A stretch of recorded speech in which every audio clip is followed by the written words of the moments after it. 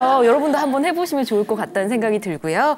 자, 이 시간 함께 하시면서 지금 선호 스님과 함께 고민 풀고 싶으신 분들 많으실 것 같습니다. 전화 다시 한번 알려드릴게요. 02-3270-3312번으로 전화 주시고요. 100원의 유료 문자도 있습니다. 샵 1252로 연락 주시기 바랍니다. 자, 계속해서 다음 고민 한번 전해드릴게요. 6566 불자님의 사연입니다. 저는 지금의 남편과 재혼해서 살고 있습니다. 저도 다 큰 아들이 있고 남편도 아들이 있습니다. 그런데 남편이 너무 자기 아들만 챙기는 것 같아서 너무 힘이 듭니다. 이럴 때는 어떻게 하면 좋을까요? 라고 보내주셨는데 이혼율이 증가하면서 재혼 가정 굉장히 많이 늘고 있잖아요. 잘 사시면 참 좋을 텐데 이런 갈등으로 또 이혼하시는 분들이 있다고 하시더라고요. 네, 맞습니다. 어떻게 하면 맞습니다. 좋을까요? 아유, 좋은 질문 보내주셔가지고 일단 너무 감사드리고요. 왜냐하면 지금 정말 적절한 질문이 아닌가 싶습니다. 한번 조금 보여드리도록 하겠습니다. 실제적으로 이런 거죠.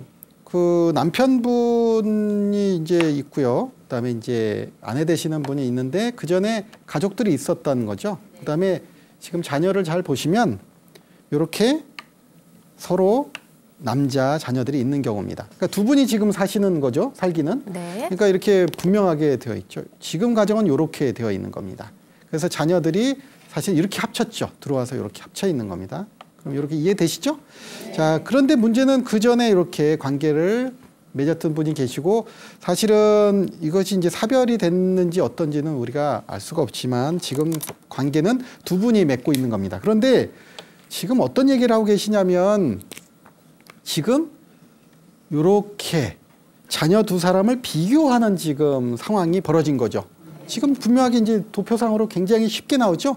가계도를 보면 이렇게 분명하게 알 수가 있는 겁니다. 근데 사실은 이렇게 두 사람을 비교하니까 이제 문제가 생기게 되는데 자, 여기서 이제 명언이 나오죠. 자, 여러분 한번 좀 따라해 보실래요? 자, 비평판하면 해충된다. 해충. 네.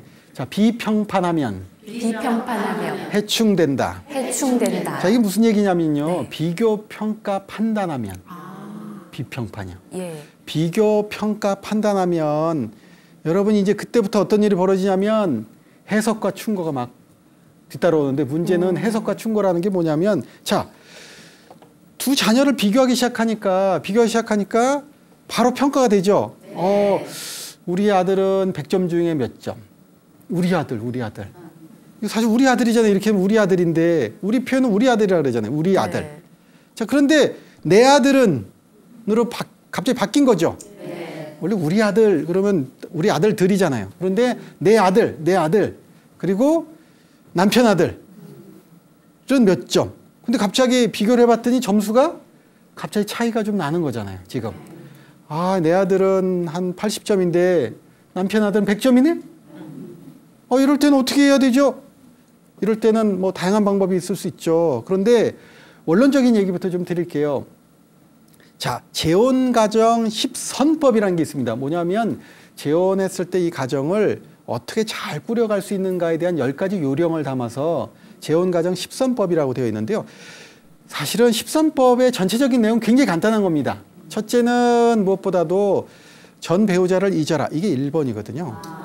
여기 보이면 이제 전 배우자들이 있는데 전 배우자를 잊어라. 이게 왜 1번이냐면 사실은 전 배우자하고 또 비교를 비평판하면 그랬잖아요. 네. 비평판 이게 1번이 되는 겁니다. 그래서 재혼 가정도 10가지 좋게 잘 끌고 갈 수 있는 10선법이 있는데 우리는 보통 과거의 기억이라는 것을 두는 법을 잘 몰라서 기억을 두는 법. 자, 기억을 우리가 없앨 수는 없어요. 기억은 당연히 다 있는 건데 기억에 묻어있는 정서 이 부분은 우리가 뚝 떨어뜨려 놓아야 사실 문제가 안 생기는 거거든요. 자, 그래서 그것이 첫 번째고요. 그 뒤에 붙는 것들이 이제 자녀 문제, 그리고 부부간 대화 문제, 그리고 경제 문제. 여러분, 경제 문제도 굉장히 중요하거든요. 이런 경제 문제, 그리고 의사소통 문제, 이런 것들이 실제적으로 10선법에 들어갑니다. 자, 지금 여기는 뭐에 해당되냐면 일단 자녀 문제에 해당되고요. 네. 10선법 중에 자녀 문제가 2개나 해당되거든요. 그래서 자녀 문제에 해당되고요. 그 다음에 또 해당되는 게 남편과의 의사소통 문제가 또 지금 10선법 중에서 실제적으로 한 5가지 정도, 반 정도가 다 걸려 있는 겁니다. 자, 그래서 의사소통 하는데도 왜 재혼 가정에서 의사소통이 중요하냐면 다양한 오해가 생기는데요. 의사소통 방법 중에 이런 게 있습니다. 자, 욱하면 하루를 넘기지 마라. 이런 딱 십선법 안에 있습니다. 욱하면 얼마를 넘기지 말라고요? 하루를 넘기지 말라고요. 사실은 지금 여기 내 아들 이러고 있지만 사실 이 문제는 누구와 얘기를 해야 되냐면 남편하고 얘기가 돼야 되는 부분입니다. 왜 그럴까요? 지금 가정에서 두 사람이, 여기서 가장 중요한 관계는 이 두 사람입니다. 이 두 사람이 이렇게, 지금 빨간 펜은 정서의 펜이라고 해서 이게 진짜 정서 마법의 펜이거든요. 감정선이거든요. 감정선. 근데 감정선이 이렇게 직선으로 그어지면 이게 굉장히 좋은 관계를 뜻합니다. 이게 이렇게 되면 문제가 생기는 거예요. 물결 문제가 되면 지금 마음이 역동적으로 물결치는 거죠. 보기만 하면 열이 확 난다든가 이런 상황인데, 이렇게 최소한 2개 정도 된다는 건 뭐냐면 의사가 서로 소통한다, 서로 얘기를 하면 통한다, 이 얘기거든요. 그래서 남편하고 얘기를 해야 되는 겁니다. 남편하고 무슨 얘기를 하는 거냐면 자녀를 어떻게 양육할 것인가, 그리고 자녀의 미래에 대해서 우리는 어떤 걸 해줄 수 있는 것인가에 대해서 명확한 얘기가 돼야 그 다음에 자녀하고 얘기를 할 수 있죠. 자, 보세요. 자녀가 만약에 지금 형제가 됐는데 갑자기 형제가 된 거잖아요. 근데 두 사람이 커뮤니케이션을 잘 하라 그래도 애매할 수 있잖아요.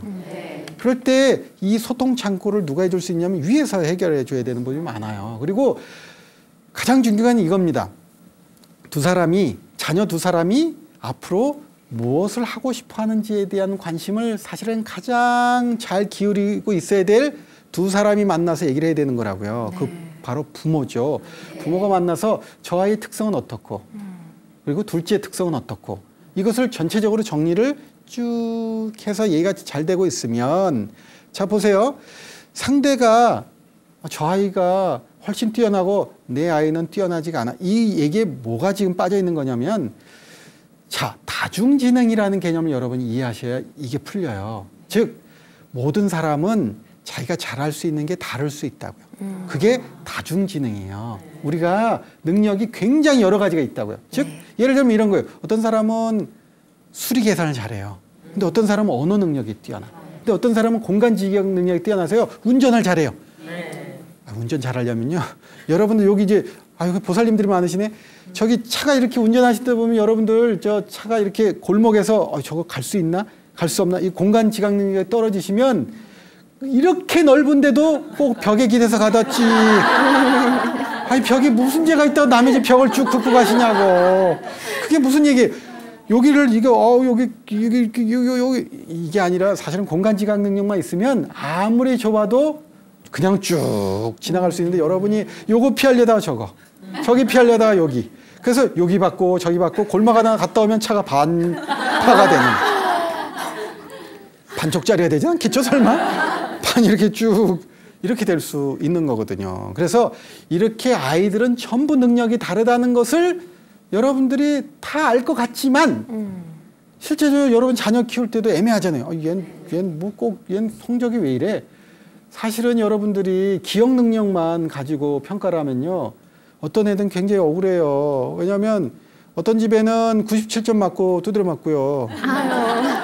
왜냐면 위에 있는 애가 맨날 100점이야. 그 둘째로 딱 태어났는데 자기는 맨날 97점이야. 하나밖에 안 틀렸는데 호적에서 쟨 빼라. 우리 가문에 하나도 틀린 애는 둘 수가 없다. 이렇게 되면, 물론 여러분 자녀 얘기는 아닌 것 같아요, 지금 보니까. 그런데 이런 아이가 이제 생기잖아요. 그럼 얼마나 억울하겠어요. 그렇듯이 비교, 평가, 판단하는 기준이 뭔지를 정확히 알면 이 문제는 바로 풀립니다. 기준이 기억을 가지고 기준으로 삼을 확률이 거의 100%. 우리나라는 기억력만 가지고 능력 평가를 하니까 되겠냐고요. 공간 능력, 그 다음에 친화력, 관계 능력, 이런 게 굉장히 중요해요. 관계.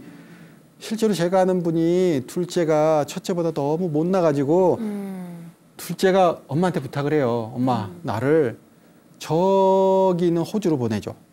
호주 갔어요. 근데 아이가 거기서 자기가 친화력이 있다는 걸 발견하게 됩니다. 관계 능력, 관계 맺는 능력이 엄청 뛰어나가지고요. 거기서 여행사를 차려서 여러분이 속칭 떼돈을 법니다. 엄청난 돈을 벌어가지고 한국으로 귀국해가지고 그냥 아버지도 뭐 사주고 엄마도 사주니까 갑자기 아버지가 맨날 둘째만 생각하면 그냥 어우 찡그려가지고 여기 그냥 그 쭉 거져있던 그러던 분이 그냥 애가 와서 그러니까 너무 좋아가지고요. 아, 저번엔 세상에 아들이 초청해가지고 부부가 그냥 쌍으로 친구 부부까지 동반해가지고 가서 호주를 가서 그냥 일주하고 왔다는데 와 저도 그냥 따라갈 걸. 그런 생각을 했어요. 아니, 나도 그냥 쫓아가는 건데 근데 부부 동반이라 안타깝게도 네. 이게 지금 잘할 수 있었는데 네, 그래서 좀 안타깝게도 제가 기회를 좀 놓치고 근데 이거 보세요. 바로 관계 맺는 능력만 잘 발휘해도 이렇게 잘하잖아요. 그런데 우리는 기억력만 가지고 아이를 비교, 평가, 판단하니까 있는 대로 그냥 가서 해석을 해가지고 우리 애는 이렇게 못났어요. 애가 왜 이 모양인지 모르겠어요. 이렇게 해가지고 저한테 찾아오시는 분이 너무 많으셔. 아유, 그냥 대학 입시 때만 되면 맨날 그런 문제로 찾아오셔가지고 제가 맨날 이 얘기 설명해 드리잖아요. 애가 다른 능력이 있습니다. 그 능력으로 나중에 애가 잘 돼서 효녀 노릇하면 어쩌시려고 지금 이러시냐고 내가 말리고 있잖아요. 제발 지금 인상 막 써가지고 이러시면 나중에 애들이 비행기 1등석 끊어줄 거 그냥 일반석 끊어주드리니까 지금부터 잘하시라고. 아니 나중에 그냥 특이급으로 끊어주면 어쩌시려고. 그렇잖아요. 응? 그리고 끊어줄까 안 끊어주고 이러면 억울하잖아. 그때 내가 몇 마디 한 것도 없는데 근데 그게 맺힌다 그랬죠. 그래서 마음에 담이 붙는다니까요. 그래서 자 자녀들의 능력을 볼 때 다각도로 다중지능을 활용해서 다각도로 봐서 그중에 잘하는 걸 가지고 특성화시켜서 자녀 두 분을 잘 키우시면 재혼 생활이 너무 행복한 그리고 자녀들 덕분에 나중에 비행기 타신다니까요. 1등석 타십니다. 1등석 타십니다. 아셨죠? 이거 자녀 이렇게 비교해서 마음 썩을 일이 전혀 아닙니다. 자녀들은 다 자기가 잘하는 걸로 정말 훌륭한 인간관계를 맺어가면서 나중에 정말 크게 잘 될 거예요. 둘 다 잘 될 거니까 잘 안 되면 저한테 오시면 됩니다. 상담합니다. 아셨죠? 네, 알겠습니다. 6566님께 아주 좋은 조언이 됐을 것 같다는 생각이 드니까 아드님 두 분 모두의 특성을 좀 잘 판단해 보시면 좋을 것 같다는 생각이 듭니다.